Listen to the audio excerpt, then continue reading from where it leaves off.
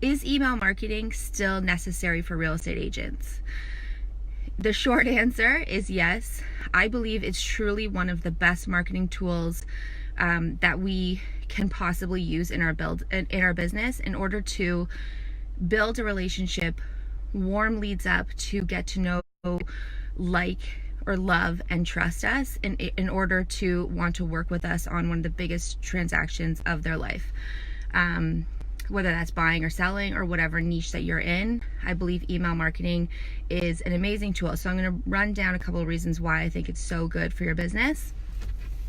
Okay, so the first one is emails is where it's the one place online where people are raising their hand and opting in to hear from you.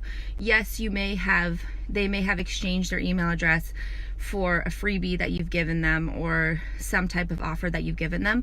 But if you've survived them unsubscribing from your list, and even better, if they've actually opened your email as opposed to just throwing it in the trash without even reading it, you have won. These people are wanting to hear from you, and they want to hear what you have to say. So I believe that people on your list are people that are already somewhat warmed up to you, especially if they're opening your emails and reading them. Number two, you don't have to worry with email. You don't have to worry about things that you have to worry about on social media. A lot of people put a ton of stock in social media. They post YouTube videos all the time. They put everything into Instagram, everything into Facebook, but you don't control those platforms. Those are free accounts that you have with those platforms. And, as we've seen a lot lately, the algorithms change all the time. You can get shadow banned. There's all these different things that can happen. I've even heard of some people, doing years and years and years and years of YouTube videos to wake up one day and have their entire account completely deleted and wiped out. It can happen on any of the platforms. And, not only that, but I'm sure you guys have noticed, if you have a business page on Facebook, you're not even reaching anyone. So organic reach with these social media platforms is so low that it's like a catch-22. It's like you're putting information out there so that people can get to know you, but nobody is able to get to know you because they're not being shown your content. So with email, you're actually reaching the people that you're meant to reach. With one click of the button, you can do an email broadcast to everybody on your email list. So for that reason, I also love email marketing, and you don't have to worry as much about all the changes that happen with social media. And I know people freak out all the time when they hear algorithm changes and all this and that. I don't worry about it as much because my biggest asset is my email list. So third is that email really eliminates distractions. So when somebody opens up their email, most often they're going to be reading your email on their phone. Most people consume their content on their mobile phone. And so when they're reading your email, there's no other distractions like there is on social media where they're scrolling and they're checking out everything else. It's just you and them in their inbox.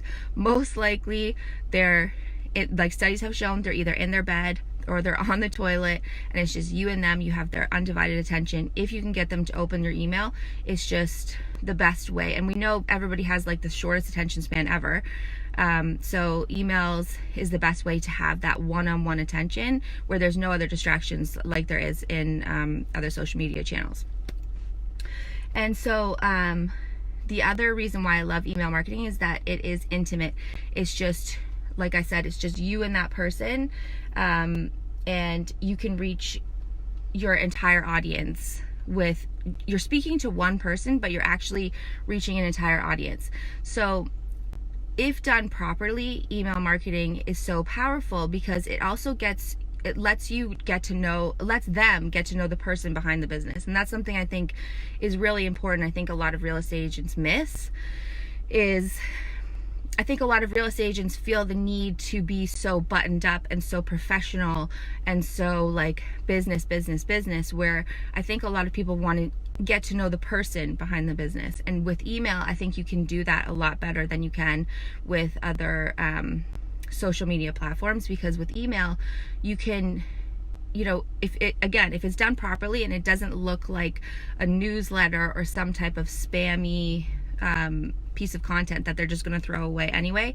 It's a great opportunity for you to show your ideal clients or the people on your email list who you are. They want to hear from you. What's your perspective on what's happening in the market? What is your personal thoughts, your personal experiences? What are you seeing on the ground? I get that all the time when I see people. It's always asking, you know, what's the market like? What are you seeing? And they want to hear those personal anecdotes. That I think email is the best way to parlay that information to a huge audience and get them to know you on a personal basis, because there's no better way to get somebody that doesn't know you and is completely cold to you to know, like, and trust you than just getting to know you on that intimate basis through your emails. And so those are really, I was just looking at my notes there, but those are really the top reasons I think email marketing is the best. Now, is it necessary for your real estate business? Do you have to have email lists? Do you have to email your contact list regularly? No. A lot of real estate agents probably have a ton of success not doing that, but does that mean that it's smart not to? No, I don't think so. I think it's extremely smart to build an email list and to nurture it, most likely on a weekly basis. And you know, like I said, email is the equivalent of what used to be receiving mail in person. So when we used to receive a ton of mail in person, you would get your mail, you'd stand over your recycling bin or your garbage, and you would just, you know, sort through your mail and just toss out everything that looked like a newsletter or looked like spam, and you wouldn't even look at what it was. It's the same thing with email. If it even resembles, first of all, I hate it when people use the word newsletter at all, because newsletter just sounds spammy to me. It doesn't sound personal. It doesn't sound enticing. If I see anything that says newsletter, looks like a newsletter, most likely I'm tossing it in the mail. I'm just standing over, you know, virtually in my inbox, and I'm just delete, delete, delete, delete. So in order to get past that, there is a right way to do your emails. And again, I've talked about it in a previous video. It's kind of dropping the you know, the business persona and just allowing people in to get to know you. And so I always say, like, treat your marketing the way that you would treat your good friend. Talk to them the way you would talk to a good friend. Talk to them the way that you would talk to somebody at a party, asking you what's going on with the market, or sharing what happened to you in your latest transaction. What is something of value that you can bring to the table to get people to actually look forward to your emails and open them and read them? So there's definitely a right way to do it, but if you do this correctly, I truly believe that email marketing is the biggest asset that you can have in the marketing end of your real estate business. So I hope you got value from this.